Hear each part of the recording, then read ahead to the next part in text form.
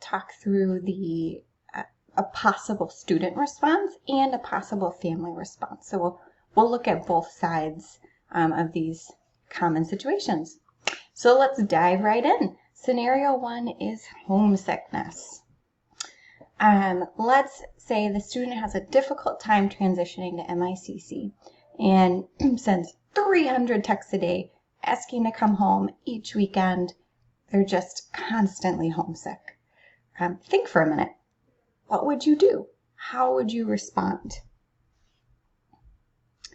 From the student perspective, I would encourage, just off the bat, ask your advisor, ask your family for help.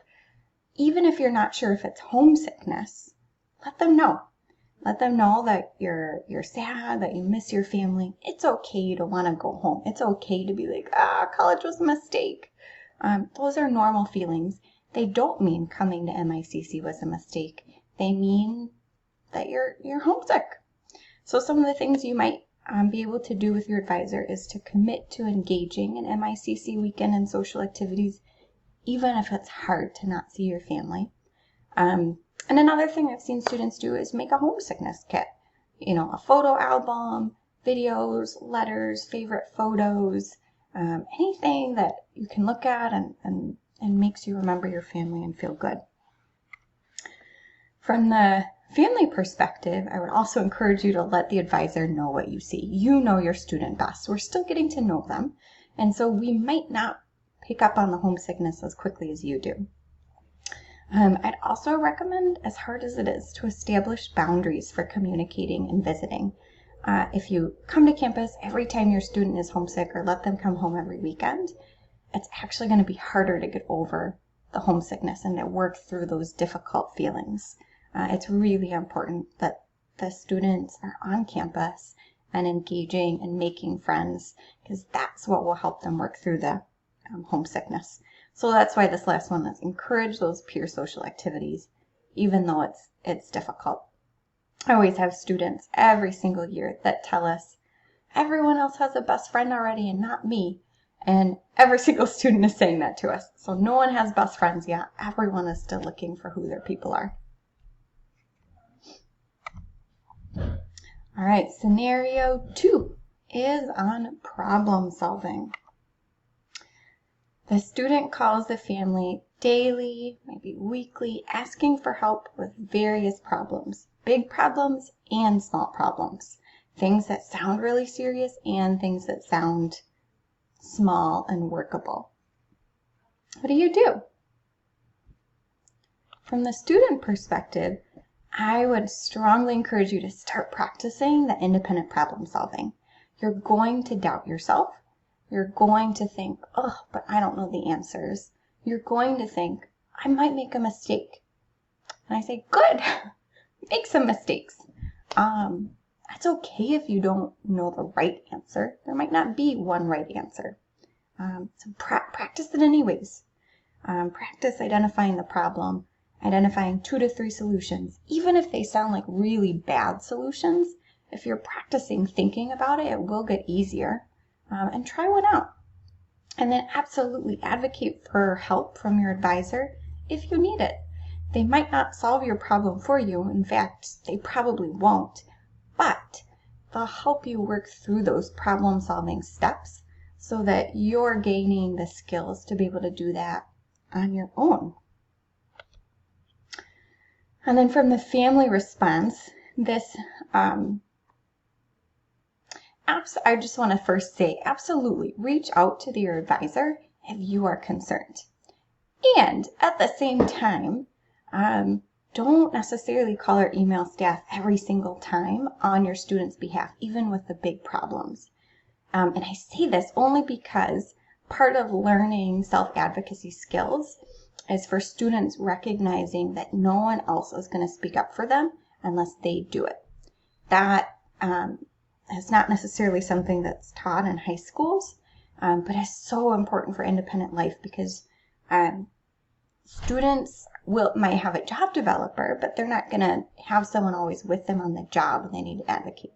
They're not always going to have someone with them with their roommate or their friends or out in the community. And so now in a protected environment is the time to start encouraging the student to directly advocate. And certainly as the parent, encourage them to problem solve independently. Steal MICC's problem solving steps. So if your student calls, I don't know what to do, help them say, okay, well, what's the problem? What's the specific problem? Not just, I'm not getting along with my roommate, but, well, this specific thing happened last night. Okay, there's the problem. How do you feel about it? How big is the problem? And what are a couple solutions? What are the pros and cons to each solutions? Those are the key steps to work through, not advocating or problem solving for them. So I say this with a lot of love and compassion because I know that this is very hard to do, and that's okay. It's okay that we all make mistakes in this area. That's just part of learning for all of us. Even as a staff person who is trained to help with problem solving, sometimes my gut instinct is, I just want to solve the problem for you. So I have to even stop myself with doing that. All right, scenario 3 is about mental health. Student seems anxious and depressed. And we know this because maybe we're seeing they're having difficulty thinking. This might actually come with the problem solving. I can't think through the problem solving. So I might say, is there something underlying going on with anxiety, depression, something else? Maybe they're having panic attacks, just really negative, a lot of negative thoughts, a lot of negative assumptions, possibly not interested in activities, not interested in going out or making friends, maybe isolating in their room. All those could be signs of a more serious mental health concern. And that's important to notice. It's really, really important. So from the student perspective, I would say to you that anxiety, in particular in young adults with autism, is very common. College is a huge transition. It's very difficult for any young adult. And we know from research that anxiety is just higher in folks who have autism because of the stresses of navigating a world that doesn't, it's not meant for people who are neurodiverse, which isn't okay. And that's part of, being an independent person, is starting to help advocate for the world to change. But that's stressful. That's anxiety provoking. And college itself is just a huge transition as you learn to be on your own, away from family, and navigating challenging schedules and just all kinds of problems you haven't encountered before. So know that it's common. Know that that is okay. And know that there's help. Reach out for help, even if you're not sure what's going on, but something's different. Let your advisor know. They can refer you to a local therapist. We have some really awesome therapists who have worked with students before, a variety of different places that specialize in disability. So they get autism and they get mental health. I know a lot of folks have had negative experiences with therapy in the past. And I know that many of our students who try therapy again at MICC, we don't have therapy, but just some of the networks that we know that are familiar with autism, they have a really good experience and they find it helpful to have a person to trust who gets what they're going through and can help them work through it. And certainly work with your advisor too on just some of those basic coping skills, how to take care of yourself, how to set boundaries, how to get out there so that even if you're anxious and depressed, you're still learning and being part of the MICC experience. And then to families, it's devastating from my perspective, but I've worked with quite a number of families where they were just kind of told that some of the symptoms or experiences their young adult was having was just part of autism. It wasn't until they got to MICC that they learned, actually, those look like anxiety. Those look like depression symptoms, and those are separate from autism. They're separate from ADHD, and they're treatable. There is help for some of those things. And know that there's a lot of different therapies, not just talk therapy. There is talk therapy, but there's also art therapy, horse or equine therapy, group therapies through DBT, dialectical behavioral therapy, which is all about distress tolerance, handling difficult and intense emotions, medication therapy. So there's just a variety of options. And so if something doesn't work, there are other options. And just a note, this is really important. If you already have a therapist, keep them. Especially with COVID nowadays, so much is open with possibilities when it comes to virtual therapy. Talking to a therapist on a phone, through video chat. And so I would recommend if the student already has rapport with someone, keep that person. Don't stop therapy just because a student is moving away into college. That's the critical time to keep therapy, to keep that up through the transition. It will make a world of a difference. And please feel free to reach out to me if you have further questions about the mental health piece. I'm happy to refer to more resources. All right, scenario 4 is roommates. The student is not getting along with their roommates. They call family crying all the time about their roommates being mean and begging to move. I wouldn't say this extreme is so common, but roommate conflict is fairly common. That's pretty normal. So part of my student response is remembering that. Remember that conflict is normal. A big thing you'll hear advisors say over and over and over again is, well, did you bring it up in apartment circle? Apartment circle is the space where roommates get together. They're supported with a social emotional instructor to proactively develop healthy boundaries and communication skills so that when a problem arises in the apartment, they have a format in that relationship to be able to work through it. So we'll support the student, not in advocating for them, but in helping them come up with the words to say how they feel and what they need. Ask you as a student to commit to finding a solution and to commit to thinking through what can I do to help this problem, not just how does this other person need to change, what do they need to do. Think about what do I need to do and commit to being part of that solution.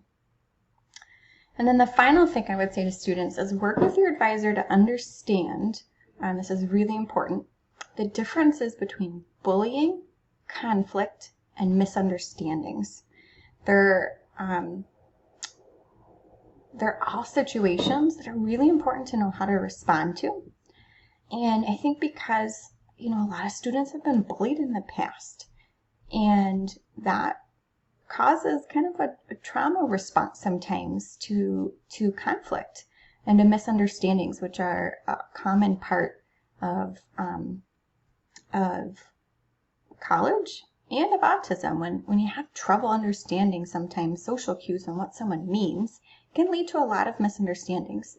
And so part of our job at MICC is helping students understand the difference between those scenarios so they know when to advocate for themselves because they are being bullied, and when they need to work towards finding a common solution and understanding because it's actually been a misunderstanding, not necessarily a bullying situation.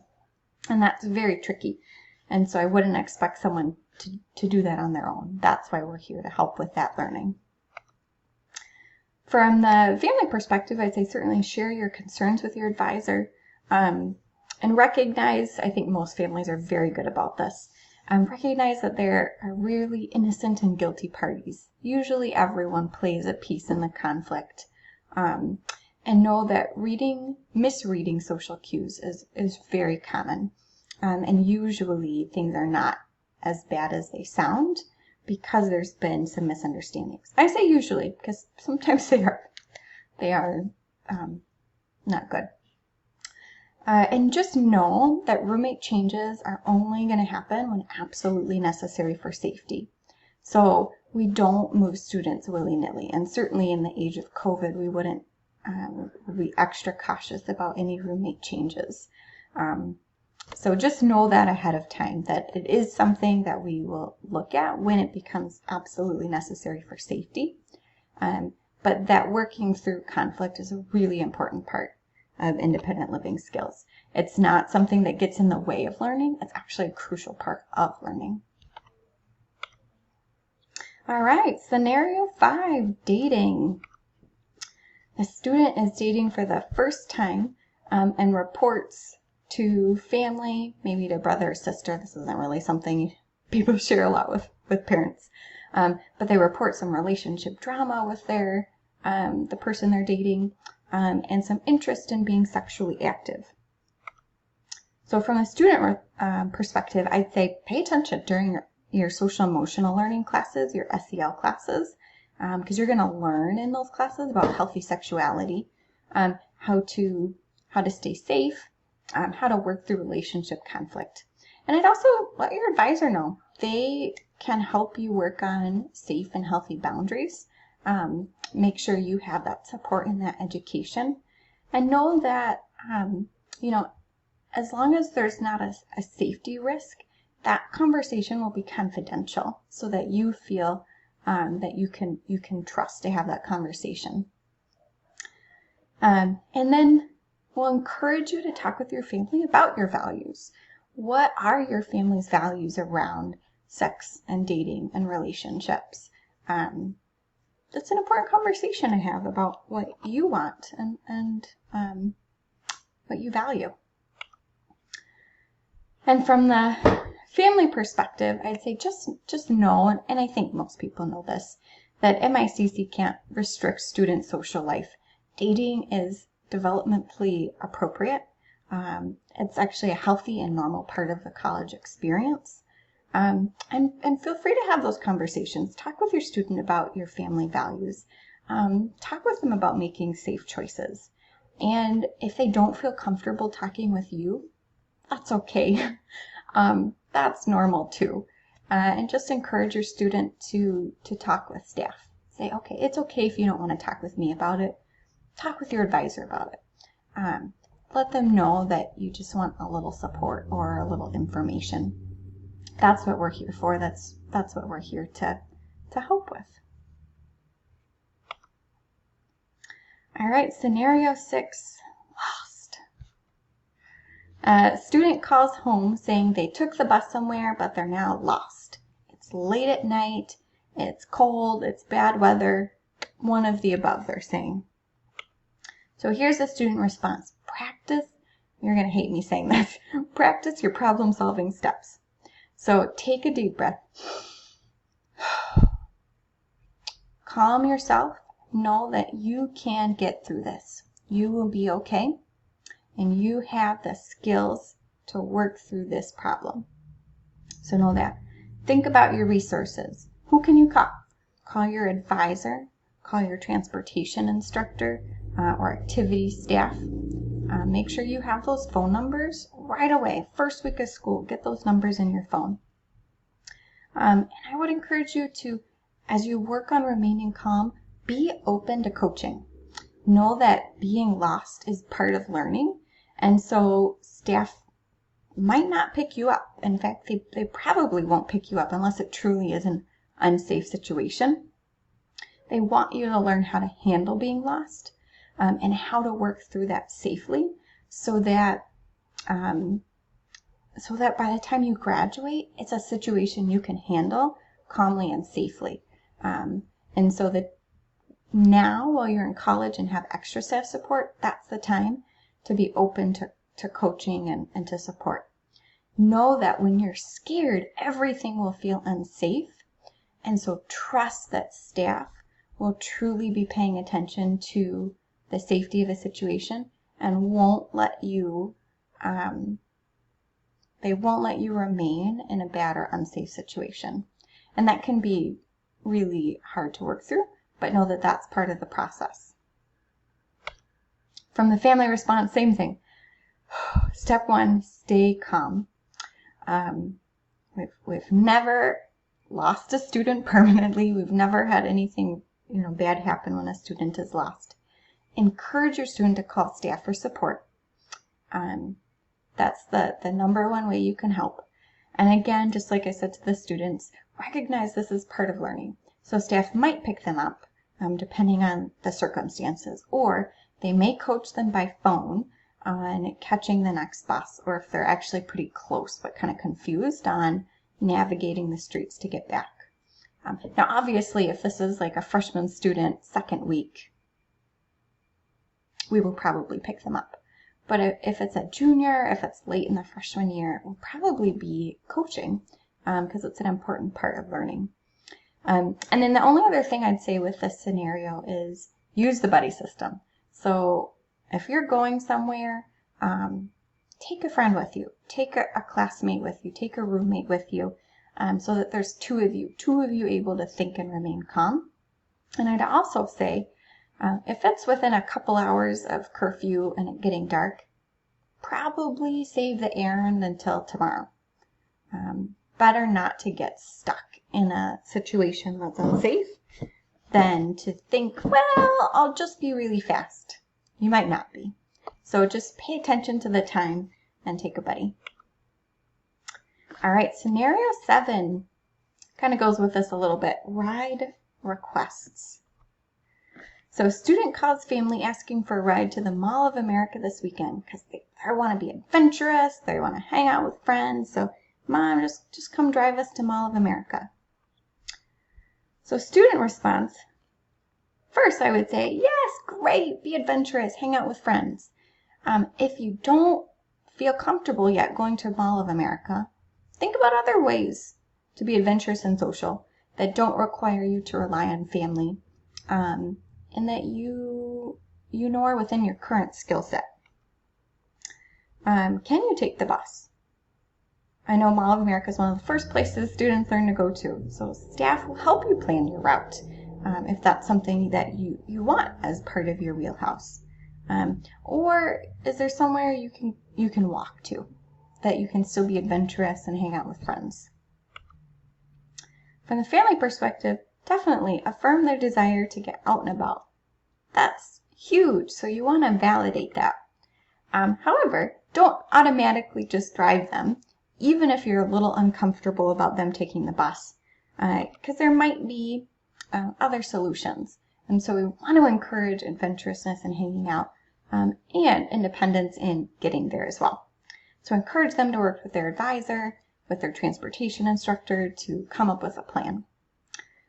Obviously, if it's a thing like, I want to go to a special fair with my roommates and it's an hour away, that's obviously a different situation than if it's in the Twin Cities.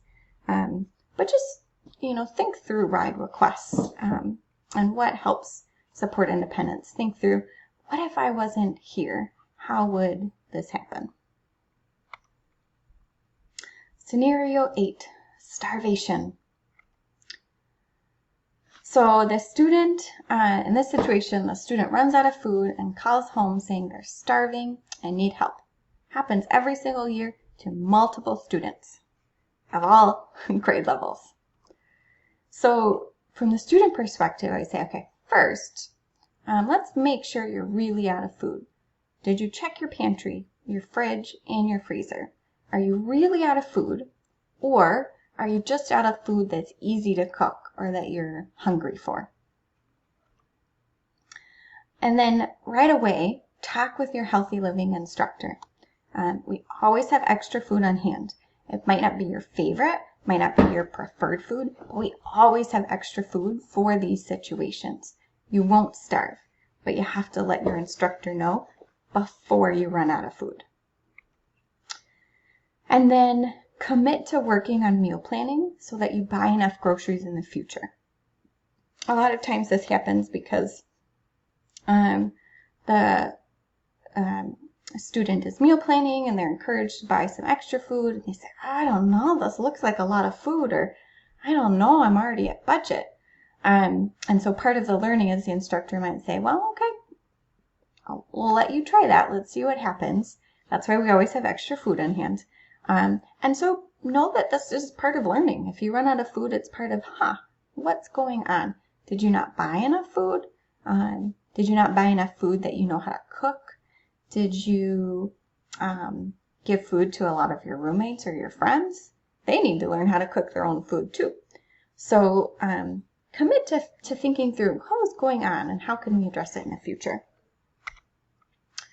And then from the family perspective, I would say, again, kind of like the getting lost, stay calm.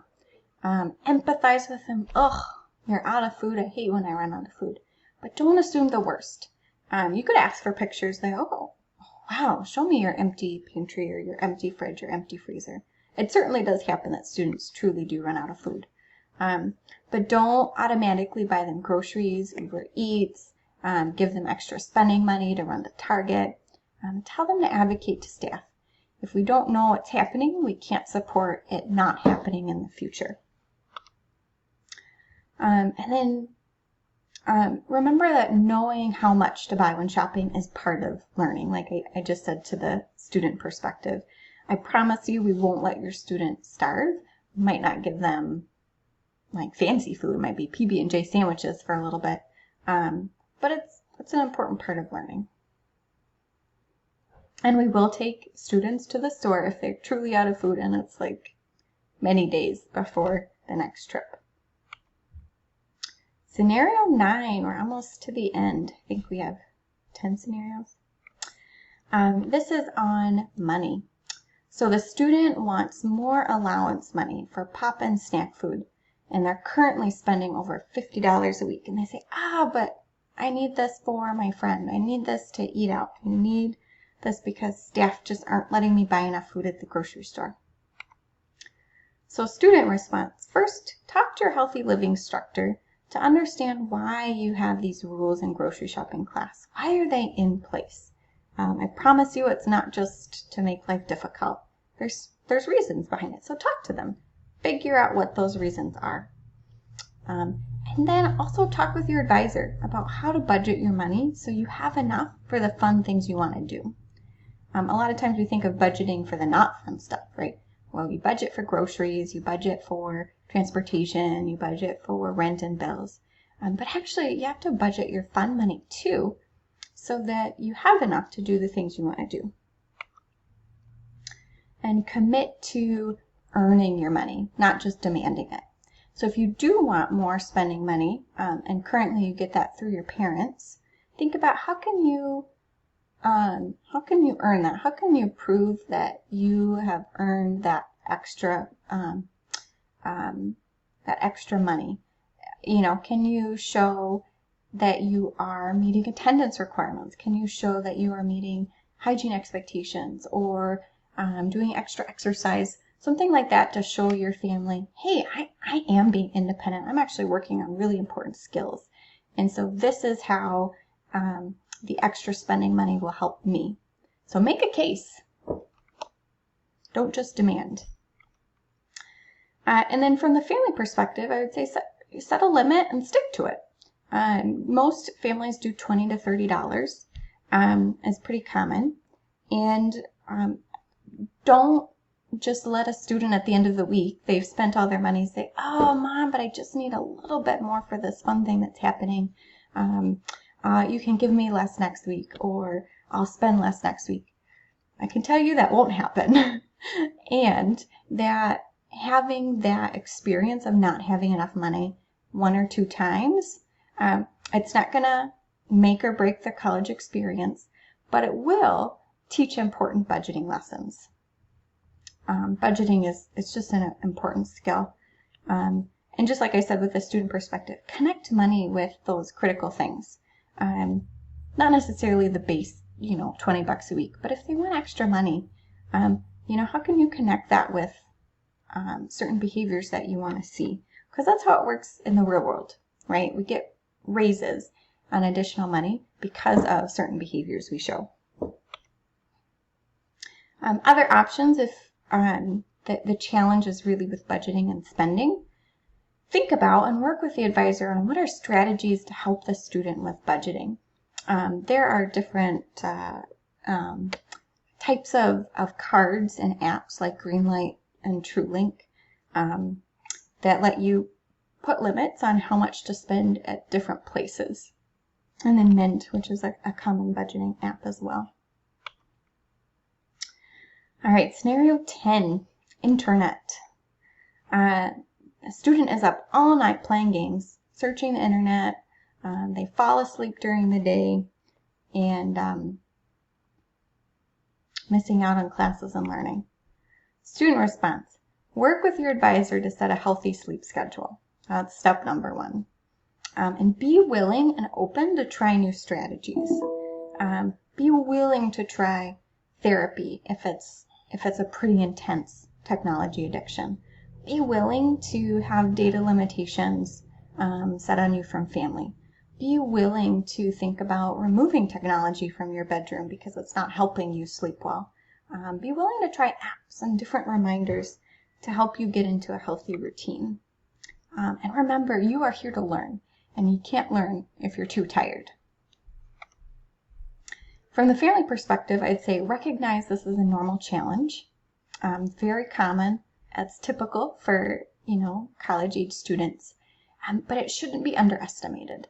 It can turn into unhealthy habits, and it can really become a problem quickly for attendance, for respect, and an appropriate attitude with staff because of the tiredness. So don't underestimate it. Let the advisor know what you see, because they may be seeing certain behavior patterns, but not yet knowing that it's tied to sleep. So let them know what you see. And be willing to try to set limits in the short term to create healthy long-term habits. A lot of families are hesitant about doing things like data limitations, setting schedule limits to technology, or removing technology from bedrooms because they want their student to be independent. And I agree, I want them to be independent too. And sometimes these short-term boundaries are critical for long-term independence. So just be open to trying different things. It's going to be different for every student. And those are the scenarios for now. I'm sure every year we'll be adding more. But feel free to let me know if you have any questions. I'm sure you've gotten plenty of emails from me, but the way MICC emails work is it's always first initial, last name. So for me, Savannah Sisk, ssisk@miccommunity.org. Let me know. And just remember my last thoughts for you. College is really hard. Challenges are normal. College is where students test their freedom, make mistakes, learn new skills, and experience all kinds of different situations. MICC staff are here to help, and sometimes that means letting a student do the hard work of struggling through a problem. Safety, though, is always the critical priority for all of us. And know that your advisor is a key partner in all of this. All right, well, take care, and thank you.